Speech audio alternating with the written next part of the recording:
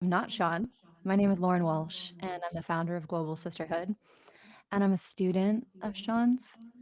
And we thought it would be fun if today we switched our roles a little bit and I interviewed him on a subject that he's helped me with quite a lot over the years: boundaries. So, this podcast is for you if you've ever struggled with enmeshment, with saying no, with the climate of how boundaries are being weaponized, and you really want to understand transformational boundaries in a way that's incredibly energetically sovereign, compassionate, and clear. So, welcome, Sean, to your own Thank you. podcast. Thank you for being here. Pleasure to be here, and good to be on this side of the dynamic. Yeah.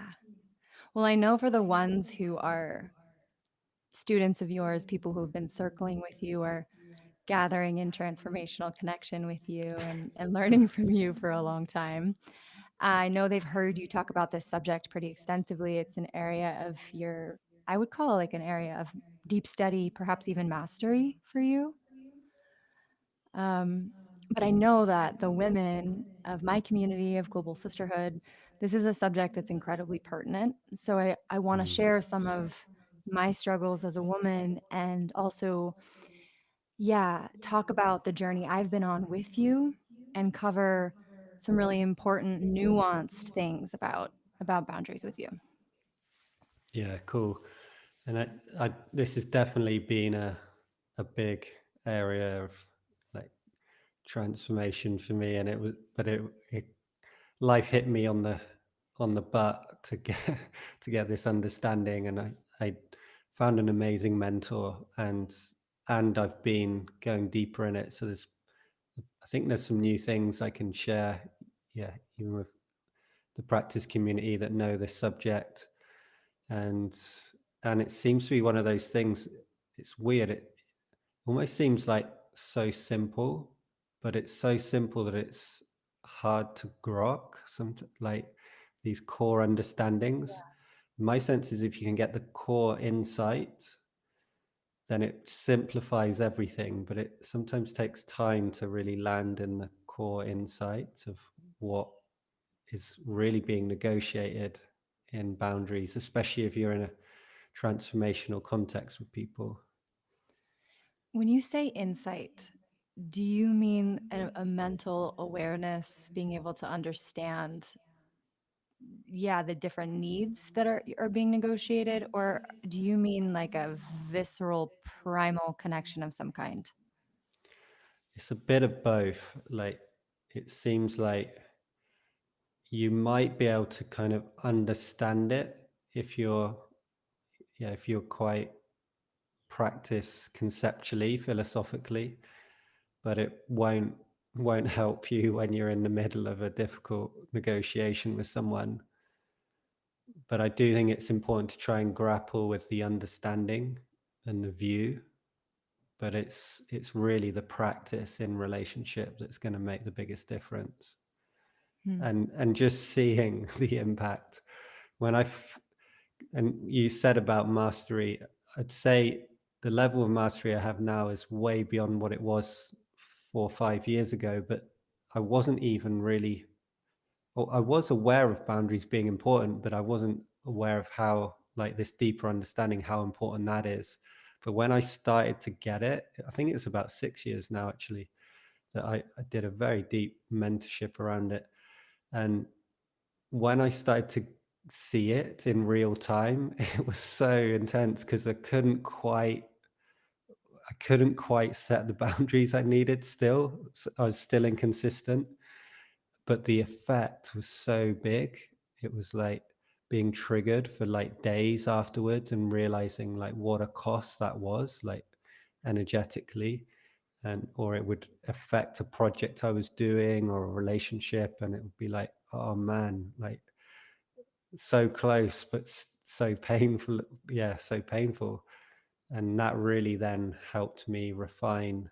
Hmm. And but I don't think you necessarily have to go through that fire that I went through to find the clarity. But it's a mixture of understanding and practice.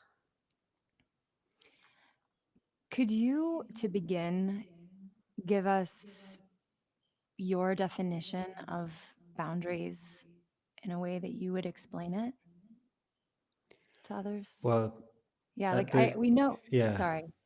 yeah I feel like but boundaries, they're a buzzword because they're so important and we're figuring those out. And they're so often weaponized because we actually don't know how to remain in connection while creating a boundary or remain in connection when we're in a trigger. And so I guess what I find so profound about the way you're teaching boundaries is there's a deepening of connection and an invitation into inviting a person. This is how I want to be treated, and this is how I'm available to treat you, and I'd love you to just in your own words set the stage for us a little bit. yeah. Well, I'll start with like the core kind of seeing, but then I'll give a metaphor that helps kind of land it. So the the main thing I think we're navigating, so in our relationships, is the line between, and that's like what a boundary is. It's like a line, it's like a fence, hopefully with a gate if it's a good one. And so it's the line between our inner experience and the external world. So when I'm with you now, at the moment, we're talking and we're we're meeting each other kind of, I would say we're we're meeting in the middle at the moment.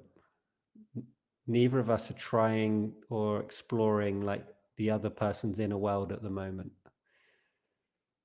And there's a line there, like when we go from like where we are now, which is like normal conversation, meeting each other in the middle, to starting to explore what's inside. So when something's genuinely inside an inner experience, it actually has to be discovered in the moment. And our inner experience is it's actually something we have to discover also ourselves. So my inner experience isn't like immediately available to me. I have to be present, I have to be open or contemplative or in connection, exploring, and then my inner world reveals itself to me. And so what's happening in relationships is people have learned, and we, when you said about weaponizing, we've learned how to influence each other's inner worlds indirectly. And so there are ways that we're kind of, people who are highly like respectful and clear with boundaries to the point where they may be so like polite that it's awkward, but what they're doing is then they're being very respectful of your inner space. But then if we want to be in transformational relationships, the inner world is where all the richness is. So how do you have a good line which respects your inner world and my inner world, but also makes it available for exploring and discovering? And that's where true intimacy is. And so the metaphor to kind of make this a bit clearer is, if we've got a house, so you've got your house and I've got my house, from if we meet in the garden, like we can talk, but if you come into my house, there's something different then. But if you just assume you can come into my house, or you start interfering in my garden, or you come into my house and start rearranging it, or there's some way you're disrespecting the inside of my house, it's very unlikely you're going to be welcome back there. Or um,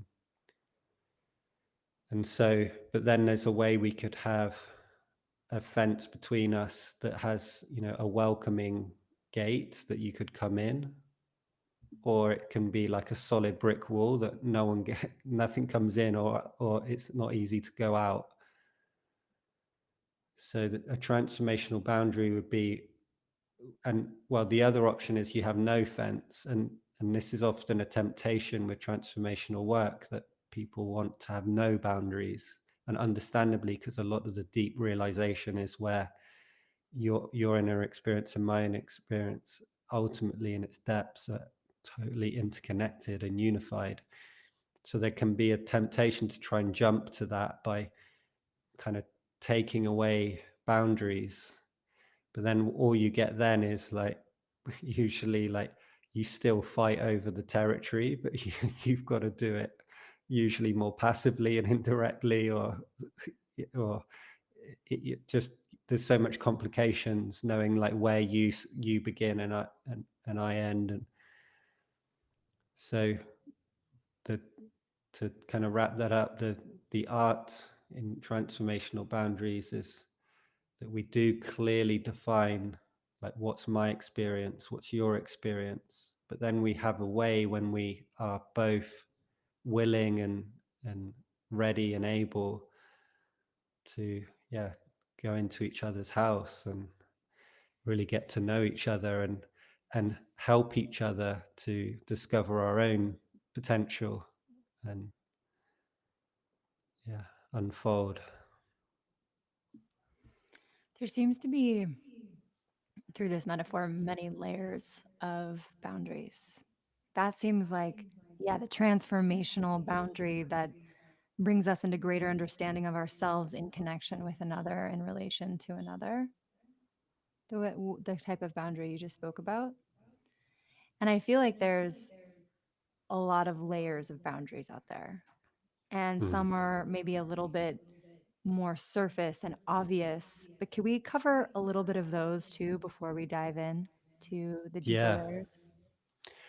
Yeah, well, that's, it's good you say that, because our inner world, usually there's like three dimensions to it that I see with boundaries.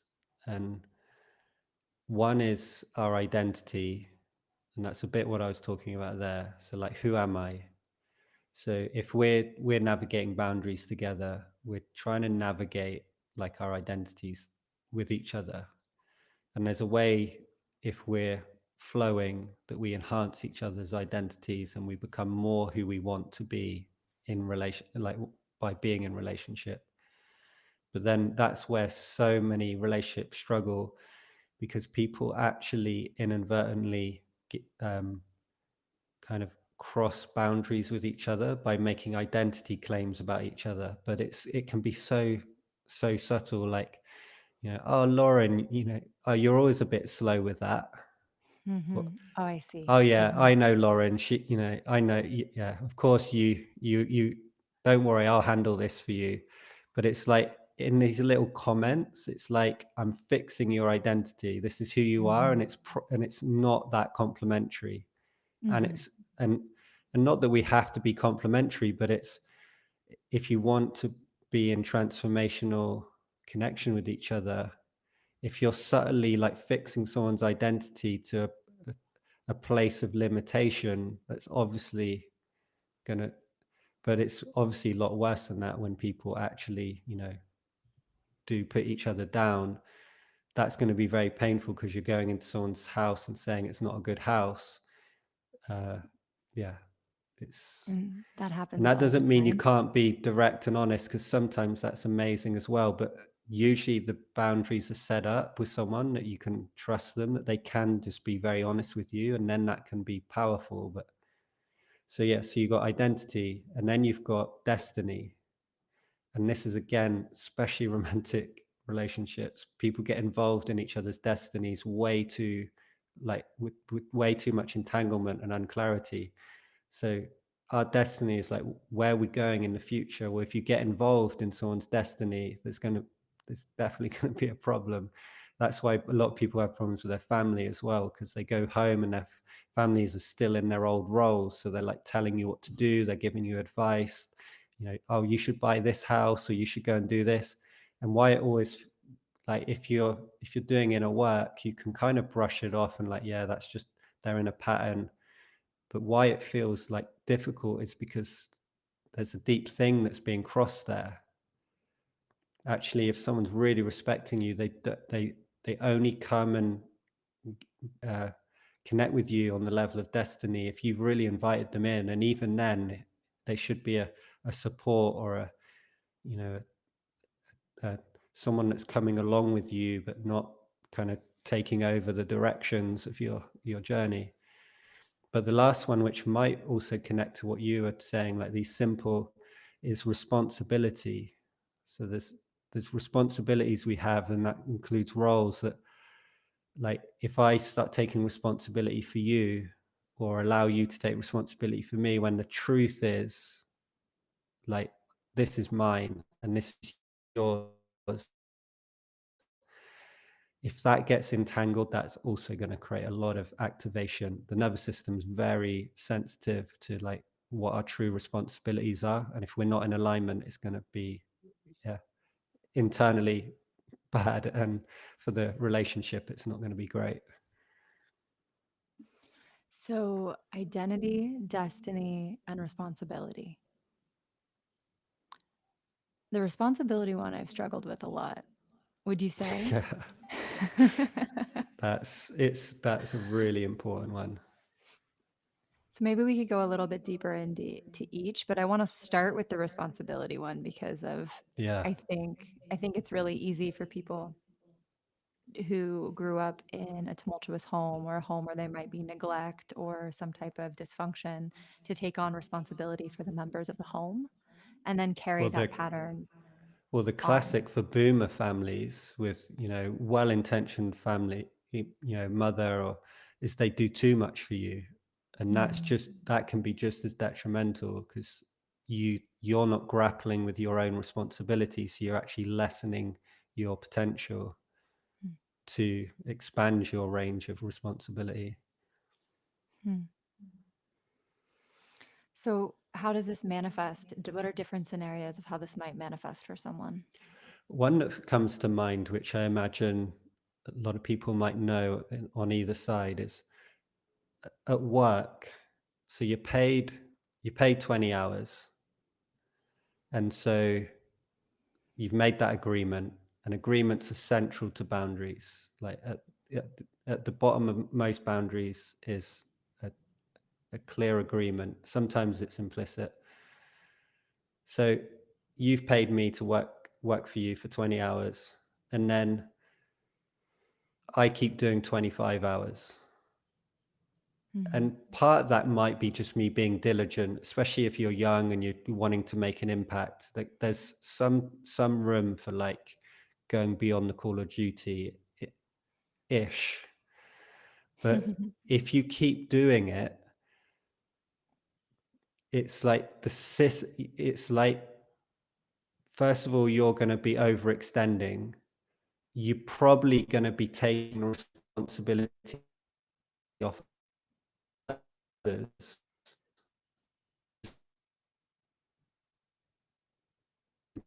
and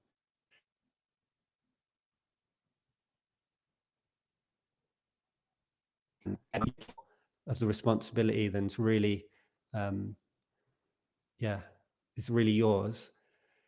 Especially if you, one classic example is you're working and you do the extra hours because your project partner is, like, slacking off.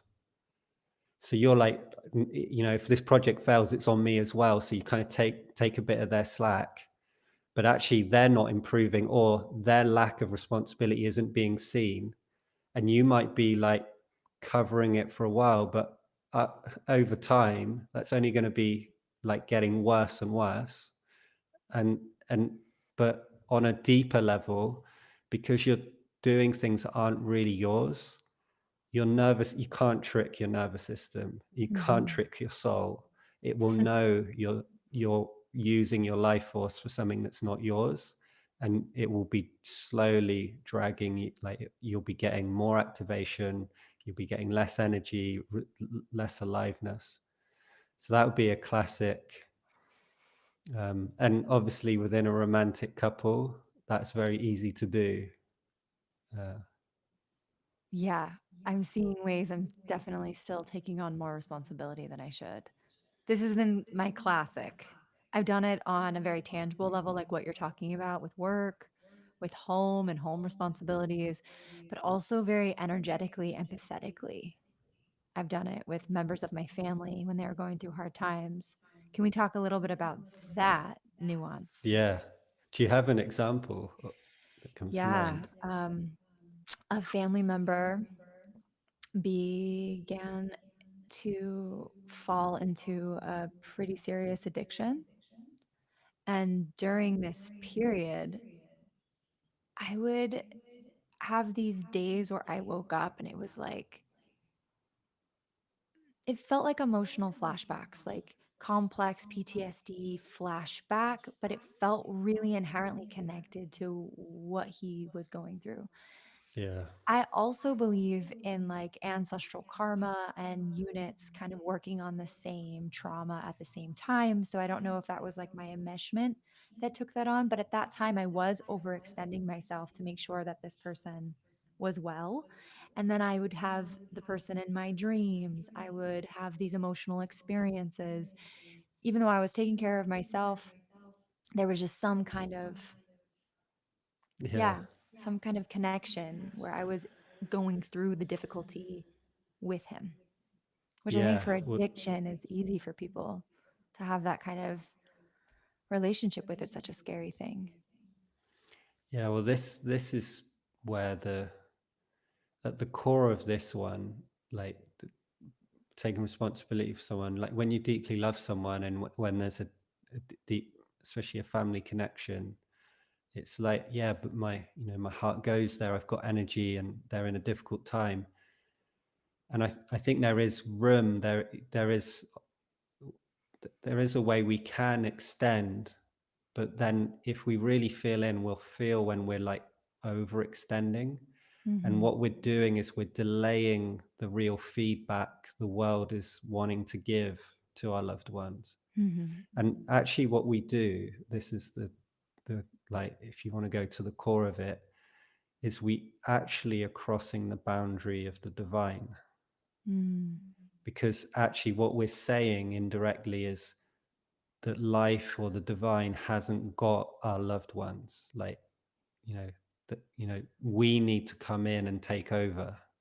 Like, we know what they need, but it's like and sometimes that is a calling. So that's where there needs, and that's where it's often good to have support, and to share, like, I'm getting this instinct to like do an intervention, and then just finding out, is this coming from my soul, or am I just in a lot of fear, and am I trying to take over responsibility because I don't think my family member can do it alone. As soon as we're like, they can't do it alone, it's like we're getting into dodgy territory where we're saying like, life can't handle this. But when we're like with a broken heart at someone we love, sensing that they're going down a path that seems destructive, having the humility to not know for sure that we know how to handle that. And just because we got through a similar problem doesn't mean that's a good solution for our loved one. We love to share our heroes' journeys and Our try recipes. and prescribe it for others. Yeah. But in all humility, we don't know what they need. Mhm. And if we can stay in that humility, we can actually hand them, you know, or re- see, or that we're giving them to life. Like, life's a much bigger context that's holding them actually. So so it's like, it's it's not just like stepping away or being like, okay, I've got good boundaries, I'm not getting involved. It's like, no, I'm fully here, I'm fully present. If they ask for our help and they invite us in, that's different. We're invited in.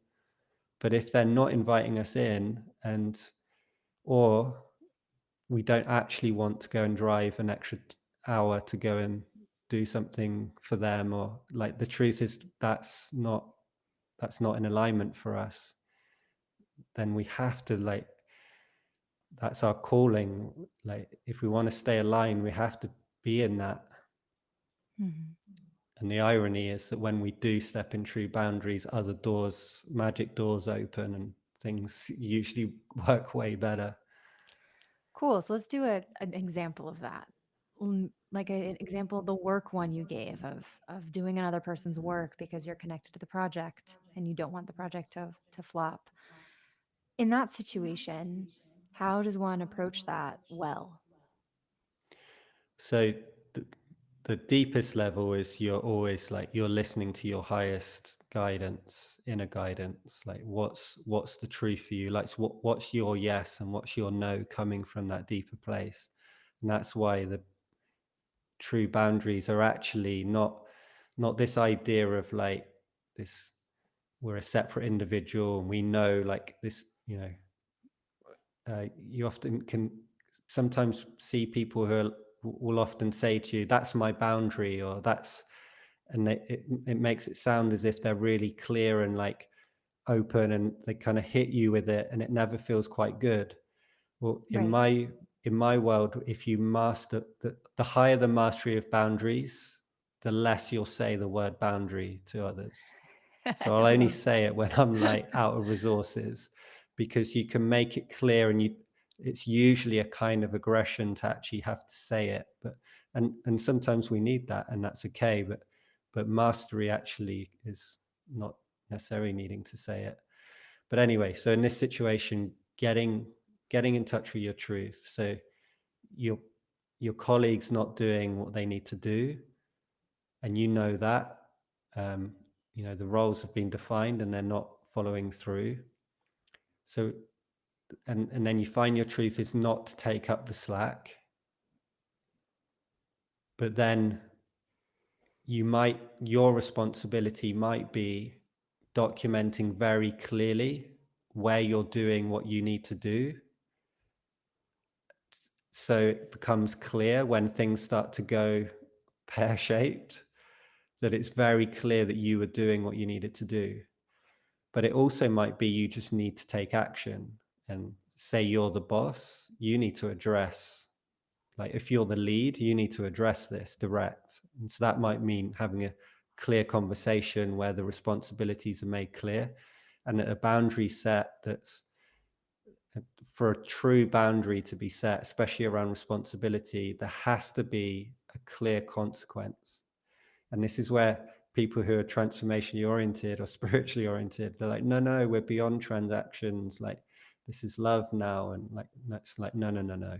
Like, on the personal level, transaction is important. On a Mm. transpersonal level, if we're in a deep, intimate embrace or exploration, you don't need a transaction there. But if we're human to human in the human world, skillful living needs good transactions. So we've agreed these 20 hours. It seems like you keep failing to do these deliverables. I'll give you one more chance, and if it's not done, then we're going to have to talk about whether you can continue with us or not. So it's clear consequence. If there's a clear consequence and you follow through with the consequence, that's a real boundary. If you set that kind of boundary, if you're able to set that kind of boundary, the people around you will start like living up to their agreements, which is what they usually want, actually, even if, you know, we want to be able to take responsibility for ourselves. So And a rather than, scenario, yeah, go ahead. No, go ahead, finish. well, so rather than like postponing the inevitable, the boundary would be to address, like, why is this Mhm. agreement not being fulfilled, and then making sure there's a consequence to it, like if that continues. And if the power dynamics are reversed. Then yeah, then that gets interesting. So um so the simple one would be, you're doing your 20 hours, and then your boss keeps like not delivering, and it keeps messing up the project you're doing. So the one thing here is the boundary of your superior, your boss, having a role of like overseeing the project. Honoring that is super important. So if you in your like need to set boundaries, cross a boundary of like starting to take over the responsibility of your boss, you're going to be in, yeah, bad waters there. Mhm. Respecting those lines is really important. Um, so if you can respect those, but then highlight where you see the yeah, the lack of, well, where responsibility doesn't seem to be taken, but if you can do that highly respectfully and on your boss's terms. And this is where there's a lot of stuff I find again in transformational circles where there's a kind of anti-hierarchy vibe, or like a, we should be more equal, and on the level of Flat being, structure, yeah. sorry. Like a flat structure. Yeah. So Mhm. on the level of being, great. Like transpersonally, we are absolutely, one in divine, or like having someone being superior to another is an absolute travesty. But on the human level, organizing in an organization or a role, it's so beautiful that we can have levels of, experience and capacity, and focusing on different things and connecting them. It's a beautiful structure when it's done well. And it'd be amazing. But if you do it from this awareness, I actually find that I really enjoy honoring it, because I can see I'm not just following like a sheep. I'm seeing what it is and I'm honoring it, because I'm choosing to energize this structure. And sometimes I'm in organizations where I'm more at the top, and then I go to other things where I'm more at the bottom. And I love both roles actually. There's so much to gain on both sides. Um, but then addressing it, and then if it's not addressed well, then again, what's the consequence? Um, and it's rare that I think that a boss is so negligent that it's clear you have to leave, but that's that's the option. There might be also reporting them if there's some kind of authority there they're kind of not being responsible to, but it's not usually that. Usually if you're being very respectful of their hierarchical role, and then you're documenting very clearly and very respectfully pointing out what's not working, and then if you have got more capacity, negotiating for extra pay to do that, but not doing it until you get the extra pay, it's really important. And Hmm. if you do those things, like, your personal power will increase and you'll only be more valuable and have more impact on everyone around you. Hmm. I feel like in a situation where, in one of these scenarios, whether with a family member, a boss, an employee, a peer, a coworker, where the trigger is already several months, perhaps even years in its ripening, there's so much story, there's so much emotion that it's almost frightening to start to begin to lean in towards establishing a boundary because of what might erupt from someone's mouth. Yeah. In that case, what is your suggestion for regulation and also attuning to the simplicity of the issue? Like what you're saying, the line, the gates, what were you saying? The core need. In the very beginning, you opened with, what did you say? I'm forgetting how you described it. Like the line between your inner experience and the world, or And you said something like establishing what the core, because ultimately it's quite simple what's going on. But when we're in trigger for a long time, it becomes very complex and our story becomes very strong. So, how, yeah. when somebody is dysregulated for so long and been swirling stories in their heads for so long, how do we find the simplicity and the place where the charge won't come through in our Yeah. attempt to set a boundary?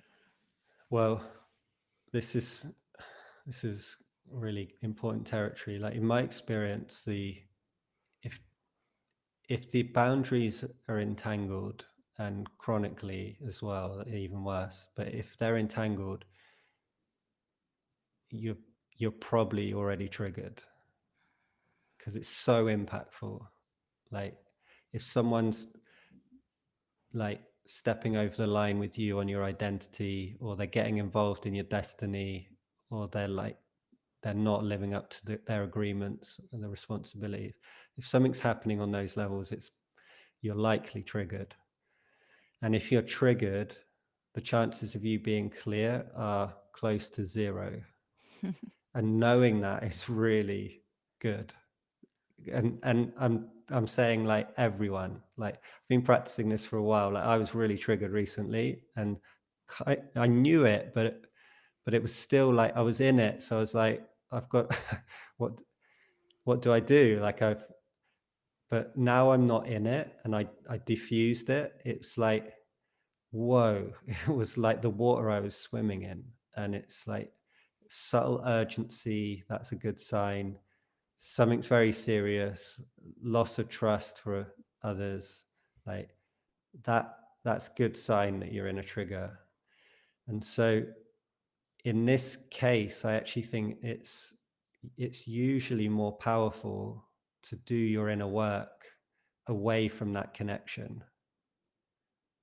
If you're lucky that this connection can hold a transformational tension, then you might be able to to explore it in the connection. But it's again that's where the boundary to okay, we're negotiating a responsibility, but if we're both triggered now and we're trying to deal with who was responsible and like are we in alignment with our agreements, that's going to be charged. And if we start trying to do transformational work on each other, well, I've got a vested interest in like influencing you while I'm trying to like support you and getting in touch with where you're triggered.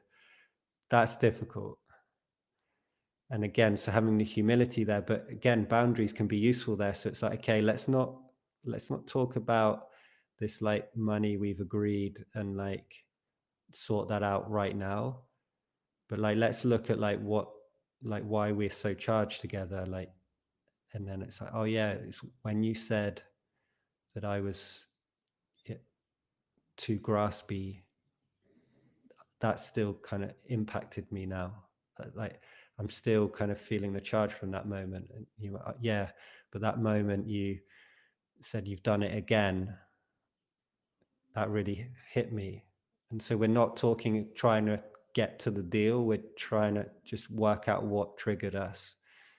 And if we can meet in that and feel each other there, that might diffuse some of the trigger, and then we can deal with the like the reality. And but often, especially if the other one's not up for it, just getting help with someone that you trust can help you sort out the boundaries, can also diffuse your nervous system. Like once you feel the boundary, what it really is, and it's clear, and you because it gets so murky once you're triggered to know what really set it off. And you think you find it, when you find it because trigger stops, your nervous system relax.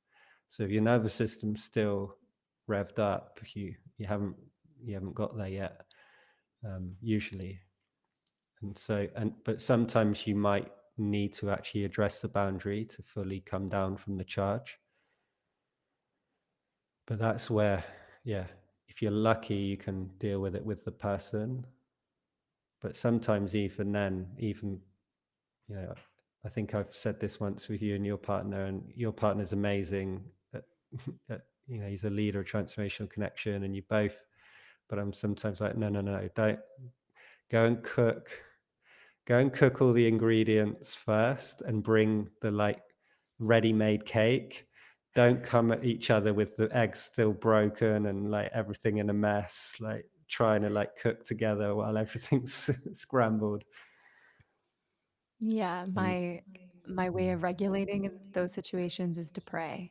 I go, I meditate, I do breath work, I pray, and if I'm outside specifically, I can listen to nature, and then I'll get to what you said. I'll get to this place inside. I'm like, oh, this is the need, or this is the fear that's taking place, and then I can bring the fear or the more vulnerable truth rather Yeah. than all of the surface layer symptoms to him Yeah. that keep us in a swirly pot of Yeah. What you mess. said there about finding the need, that usually is really important. So that's the way you can set a boundary without having to say the word boundary, or accuse someone of something, or it's just so in this example where someone keeps kind of assuming they can give you advice. And again, people underestimate the impact of that. Like, Mhm. it's annoying, but I don't need to address it. A little bit of an annoyance. It's like this person is stepping into your destiny. That's not an annoyance. And if you look, like it's having a big impact. And you said it earlier actually, where you're like you where with the family member you got involved, and then you're suddenly having dreams about them, or you're it's like if you let someone cross a line with you on any of these things, what you end up doing is you sync your nervous systems. Mhm. And Yes. so then you're processing their pain, and Yes. your system isn't built for their pain, so it's worse for you than it is them. And you're also involved in taking away the stimulus for them to do it for themselves. But if they do it themselves, they'll do it better than you can, because you can't process their pain. So you end up having just this really painful. But we know this syncing is amazing. Like, when you go into a car, it's like you become the car. And it's like, if you scratch the side of the car, it's almost like you flinch because you've become the car. It's like your nervous system infuses in it. Well, there's this amazing thing, like in boundaries. So, like, my daughter, I fully accept my responsibility. Like, she becomes, like, but by becoming a father, there's like a way, you know, her destiny and identities become like deeply part of my responsibility. And actually, that's why when something happens to a child, like, it's more painful for me to witness my my daughter fall over than it is for me to fall over. Like, my nervous system gets way more dysregulated from that. And that's, I'm willing for that. It's like that's part of the responsibility. But then if you do that for someone who's an adult with very complex problems, and it's not really your responsibility, and they're not a child, so it's not good for them anyway. Even with your child, you shouldn't overextend as well, for this very reason, that you're going to tax your nervous system. Um, but the opposite's also true. If you have good boundaries, you're you're supporting your nervous system, and regulating yourself, which expands what you can now hold and what you can take responsibility for. And as you grow, you start to become responsible for a department, or you start to become responsible for a whole business, or you become responsible for a greater community thing. And so your nervous system is syncing with all these. You're increasing, and if your boundaries are good at each level, you won't be overextended. Your nervous system won't be getting dysregulated, because you're just saying no where you need to say no, and yes where you need to say yes. You're fulfilling your agreements. Boom, expanding in responsibility. But every time you overextend or don't fulfill your role, or you let your identity be influenced in a way that doesn't really resonate, or you let people get involved, or you start getting involved, therapists, yeah, therapists getting involved and rescuing their clients, all that stuff, which is so easy to do. And that's my biggest challenge, is the rescuing. Like, oh, I can help you here, and then o- overextending, not going at the speed of your client and the process. And yeah, so it's so important to stay in alignment, and then trust the divine to keep increasing your responsibility at the right rate. Hallelujah. Can I get a hallelujah? That was awesome. Yeah, that's the path. The because I feel like there's okay, where my mind is going is I'm going to this fragility that I see not necessarily in the circles that I'm a part of, but I see in my country. Um, and it's a lack of skill of how to have these appropriate boundaries, probably a lot of enmeshment, overextension, resentment, and this kind of toxic culture happening here in the United States. Yeah. And so my question is, maybe it's not a question, maybe it's more of like a prayer of this learning these skill sets so that we can not have to live in our own little bubble, getting triggered by things that are different than what we believe, but how we can take greater and greater responsibility to be the change we wish to see and create in the world in a beautiful way and include others, but also have our boundaries very, very set and very, very clear. Yeah. I think what we've done, I mean, people that will be listening to this and who do transformational work, it's like we we're in new territory. So and what I've seen for a lot, and this was definitely my path, is we deconstruct boundaries, and rightly so.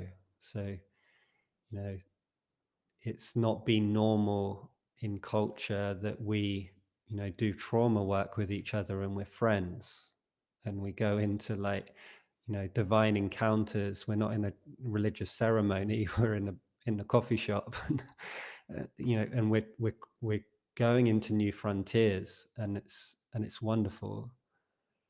And what I've seen is like, oh yeah, sometimes we actually need to reclaim or reintegrate something that actually is in a way quite traditional. Just clear responsibilities, clear roles, don't disrespect each other, like identity, you know, don't interfere in people's uh journeys. But you're like, yeah, but we're getting in deep transformational processes together. This is different now. And it's like, yeah, it kind of is. But actually, it's when you look at it closely, it's like the personal it's always there, and it needs to be there. And our role is to actually allow when we open up to something transpersonal, that's the thing that guides us. And when we're in deep, maybe something comes through you when we're in deep connection, and you're like, Sean, you've got to go and do that thing now. You've got to. But if you said that to me when we're like, we're just walking down the road and I've just seen you and you're like, Sean, you got, it's like, it would be totally crossing a line. It's like you're not getting that message from something higher. And there's not the intimacy being built up to really deliver that. Mm. But so for a lot of people who want these deeper experiences, they want to go inside. They kind of allow people to kind of give them advice or give them feedback, and in that wanting to go deeper, wanting to be more open, they overextend. And so it's just learning where to put the gate, Mm-hmm. because when the gate's there, when we say the right no's, when we say yes, the yes goes deeper. Mm-hmm. So if I say no to you, you're my partner, and you're like, oh, Sean, I think you're triggered right now. And I'm like, oh, hang on a second. I'm actually not ready to explore with you right now. Can we do it later? You'll feel my power then. You'll realize, oh yeah, like he's not just an open book, but I'm signaling that I'm still available. And then when we come back together, it's like, right, a powerful context has been set now that we can go into it, and then the Mm-hmm. yes is going to be deeper. So it's just learning that these personal needs and yes and no's will serve the deeper thing, but sometimes it seems like it's not, because we're going to be setting limits, and it's reclaiming those limits. So, in the fence and gate building process, I have made a lot of progress. But there's some areas along my fence that I am less familiar with, and so I don't really know where my gate is. 'Cause I have a big fence, but there's many gates. There's, like, different openings to me, and I wanna know a little bit more how you have gone on the process of, yeah, being aware of yourself in real time and able to respond to something that could be triggering in real time with empowered language and an invitation for connection at a future date when you're more prepared. Yeah. Well, to go to the, like, if you're, I think I was starting on this example last time and I went on another segue, but it's so if you keep giving me advice, then I could say to you, it's really important for me in connection that if you or anyone wants to give me advice, that you check that I'm available for it. Well, I need to I need I need there to be a sense of presence and readiness to receive any kind of advice. And so I've not told you not to do anything. I've just let you know what I need. I've just it's just there. Not actually said, Lauren, you need to stop that and give me advice only when I tell you. If I do that, I'm interfering in your destiny now. I'm telling you what you need to do.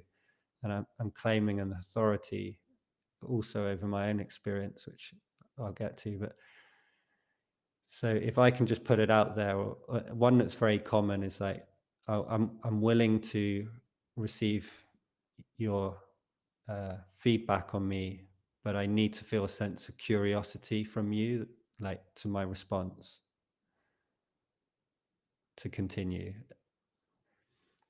And in that, like I need to feel, so I'm going to be the judge of my own boundary, and you can decide if you're okay with that or not. Like I haven't told you you have to do it, but I'm letting you know that I need it. And then if you don't do it, then I can probably set the full boundary, which is like, okay, then I'm going to step out because it seems like this isn't enough curiosity for me. And then I'm yeah. I can't help but think about how my husband has trained me with this exact thing. He's totally trained me. He's like, "Nope, gotta be curious." I'm like, "I am curious, bye." He goes, "Doesn't seem curious." Yeah, and so impactful to hear someone just be like, "This is what I need," but then you get to choose, and if you care about this person, what I've actually found is that you don't actually even need to do this. That most often, especially if it's someone you trust, if you just like check in with them, and you just like, "Oh, hang on a second, are you wanting to give me advice right now?" That will be usually enough to wake someone up, and they'll be like, "Oh yeah, is that okay?" And you're like, "Well, not right now, but if you can tell me more about like how you've been impacted, then maybe we can, yeah, go further." It's just I call it like checking at the gate. You're checking what's coming in. So rather than just like letting someone fully in and like they're in your house, and once they're in your house, they've already got dirt on the carpet, so you're gonna have to clean it. And something's going to happen. But if they're knocking on the door and coming up to you and like already either saying something about you, giving you advice, giving you a role, or giving you a responsibility, you can just check, oh, hang on a second, is this in alignment with our original agreement?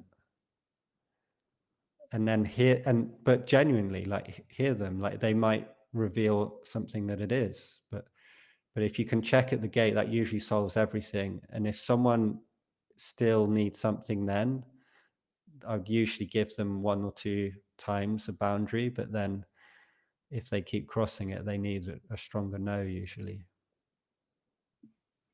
And if you say the right kind of no, almost always just wait, because soon what my experience is, a new door will suddenly open that you never imagined. Right. This is the almost what I like to call the invitation. The no ends up being an invitation to the other to step into a new relation with you. Yeah. Or you say no to a classic one. You've got a client. Every time you work with this client, they they kind of they're not following through their agreements. They're changing their agreements all the time. They're accusing you of things, and then they're complimenting you, and it's always complex. If you start setting boundaries more clearly, that might already work. But if you notice that they can't honor the boundaries, and then you notice that you've got this thing that you can help everyone, and you see that that's actually you're crossing the line you're crossing God's boundary, then you like, okay, this isn't, I'm actually a no.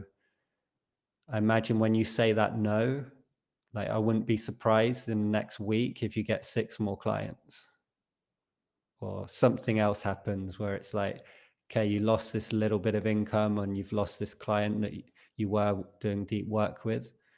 But actually, if it wasn't really in alignment and they were taking advantage in their, unconsciousness, you'll only benefit, even if it's just the relaxed nervous system, but you probably will benefit in other surprising ways.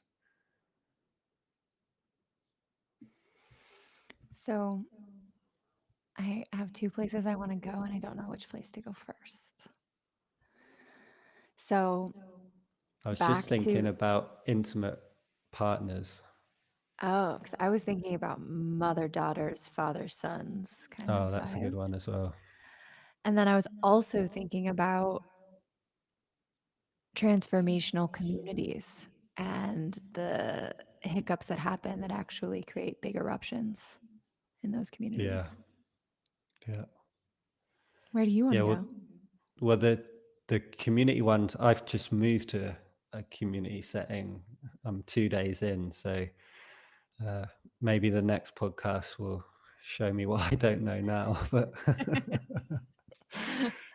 the thing that I see with romantic couples, and I think is true for practice communities, is it's you learn these powerful practices and these deeper empathy, and like, and it's amazing. Like if you can be with someone in a way that they deeply open and they reveal their soul, and it's like powerful, and you suddenly got all these new skills, and you can now like open as well. You can find the deeper emotions in you in a way you couldn't before, and it's like it's so wonderful. But then you think you can resolve everything. You think that now that you've got these deeper skills, like the fact that human beings have been so tumultuous, and like all the stuff that's happened for centuries where humans just split up and go off in different directions and can't keep things together, we're going to solve all that now because we've got these deeper skills. It's like, no, usually these deeper skills just accelerate that natural movement. Humans come together, they go apart, they have conflicts, couples start well and then it fizzles out, and these things still happen. But usually what I find, if you do it well and with good boundaries, the truth just emerges quicker and with less kind of collateral damage. um, Hmm.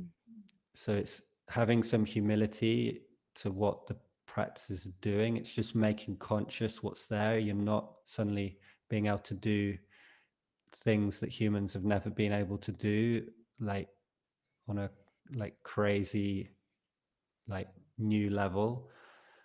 It's like there's some humility, but then once that humility is there, then you can do amazing things. There can be conflicts and stuff resolved. But that's also again this idea of sometimes if we're in a community together, I don't always have to come to you with like, oh, I'm triggered with you. And you're like, okay, let's go into it then. And we're right at the beginning with each other all the time, and we're setting it off again. Whereas I can, like you said, I can go and meditate for an hour and find out what's really going on in me, and then I can come to you and oh, I just noticed that I just came through a trigger that I was in with you, and actually it reminded me of this difficulty I've had with an ex-partner, and I think that's why it's Mhm. been very charged. But it's actually to do with this. It's like I actually I need more space around this one thing. yeah, how does that land for you, and then checking in. So you're not always coming, yeah, having to process the whole thing together all the time. Yeah, That becomes a nightmare. it really does. And you're The loop. lessening your responsibility, your capacity for self responsibility. Mhm. Right. You need somebody to process your trigger with you. Hmm. And you're Yeah. going to the person you're triggered with. So it's like, it's doubly Exhausting for the other difficult. person too. It's like a, yeah. Yeah. As you were speaking, I want to share that I really appreciated what you were saying about humility. Like, yes, amazing things can happen, but the same people coming together, split ups happen. I feel like recently in a large community that I am a part of, it's very spiritual, very practiced, had some really big um, gut wrenching shifts and people just really turning against each other in a way that was pretty hard to fathom for such practiced Yeah. people. And it's been pretty shocking to a lot of us. And very charged. Like when an energy like that ripples through a sensitive community, it's so interesting how thoughts can affect people or what's being said, and just this kind of, we call it the office of bad news. Just this person did this and this person did this, and this game of telephone that Mm. really sickens an environment. But then luckily my community knows how to be with it, how to align, and the energy is lightening and things are opening. But that kind of eruption, to have it had happen in such a practice community, was incredibly humbling and almost existential for me, because I was like, oh. And then I realized, we're humans. We're incarnate right now in a time of the planet where there's a lot of division. Like, why would we think we weren't going to be a part of that or Yeah. tested in that way? And so, yeah, there's a part of me that's feeling a little humble. I was feeling humble, but also feeling sad, because I do, yeah, I'm one of those like empathetic peace for all kind of people. And I hold Yeah. that vision. And that vision also, before I learned boundaries, and a lot of with you and with my husband, that vision of wanting peace for all made me a contorter. It made me less authentic, because I didn't know how to say no, and I would find a way to hide my truth and contort to make people feel comfortable for a plastic sense of harmony rather than real coherence. Yeah. And so in that regard, yeah, just offering that too, to see where you take it. Yeah. Well, it makes sense. And I remember early on in my spiritual kind of path, like, because I didn't come to spirituality. I came through like coaching and psychotherapy then, and then philosophy. And finally, it was like, oh, spirituality. It's not just a kind of weird religious thing. There's real states of consciousness and deep feelings you can access and perspectives you can discover that are very meaningful. But I remember like being like, oh, enlightenment and these great sages that are like perfect people, or there must be these like this high standard of human being that's out there, that and wanting to find them. But I think now, like, having met a lot of teachers and uh, been around the block quite a bit, it's like it doesn't surprise me now when I see like an experienced leader suddenly look like they're like 14 like, Mhm. and they're like blaming someone, and they're like, I still would hope a good, a good experienced practitioner will show maturity more of the time, for sure. But if they're in a really compromised position and it's complex, it wouldn't, like, I wouldn't lose total trust, I think, if like they're a little ragged around the edges. um, but especially if something gets really contentious. But then once, if you can diffuse that bomb, like, I had it recently with, my main partner, like in our work together. We had a really difficult trigger, and it was just difficult to make choices and decisions around like loads of things. It suddenly became contentious, and it was quite charged. So it's like, oh yeah, wow, like. But then once we diffused it, which was quite a it was quite a intricate one, it's just like everything's changed again. It's like, oh, like once you get that charge down, it's like, oh, like there's no urgency, and there's like, it's, yeah, there's so much trust. Hmm. But it's, yeah, yeah. So I think we've got to, there's something also just to add to this, and I think we're probably coming near the end here, but I think this might be one of the most controversial things I could say in this Oh, podcast. good. Let's Yay. see. Bring it. But it's almost because it's so traditional. It's like there's something where I think we've made a huge move, especially like in my practice with surrendered leadership and transformational connection. It's like the leader has been very much humbled. Like they show, we it's like part of the practice. You show a lot of vulnerability. Mhm. Your humanness is like right part of the process, and the the participation of everyone around is so important, because it's like, you know how does the leader know what everyone needs in their process? That's the destiny thing. And then it's like the sharing the responsibility, and then in that process, my sense is we actually went a bit too far, where it's like the leader actually also, it's really important to have the leader and to respect the leader. And actually what can start to happen in this open exploration is the process, the practice, which is about discovering our inner experience together. Actually, that's one way you could say it. Like we're in a practice where we're discovering our inner experience, but the practice can become about the process, can become about the leader, can become about, is the practice a good practice? And so you're focusing on that, questioning it, doubting it, and in a way you're not doing the practice that that the leader and the practice is holding.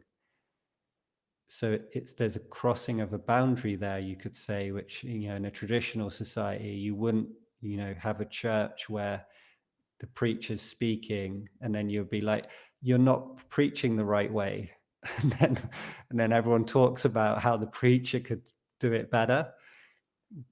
And not that I want to go fully back to that, but there's something about respecting the boundary of the role, because we've deconstructed roles, but it's like bringing it back consciously. But this is what I'd say is controversial, or I actually apply this to like this thing around politics, where it does seem there's been a shift where politicians are being more real these days, at least a little bit. But this thing where we criticize them for being so avoidant. And there's this classic thing where the interviewers are all like, these days they just grill politicians because they're just like, just answer the question. And then they're like, but if you look at a lot of the questions aren't about what are your main role is to create what policies, and like, and the question's not about the policy and what they're doing. The question is actually about their identity, Mhm. or it's some accusation about their destiny, and so actually the question is crossing a line. So no wonder the politicians kind of, Mhm. and they do look like weird because they're avoiding the question. But I think if they were more conscious, they would address the crossing of the boundary, and to get the conversation on the appropriate level. And then if they're not answering directly there, then you can like Mhm. hold them accountable. But when there's these sly, accusations and innuendos and stuff. That's a really horrible environment for our leaders. So I think Mhm. there's a responsibility for us to actually have better boundaries with our leaders, as well as calling for our leaders to, yeah, to be, to have clearer identity and clearer responsibility.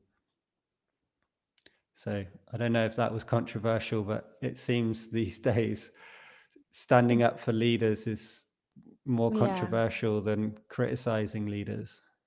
doesn't feel controversial to me, but Mm. I see where you're going with that.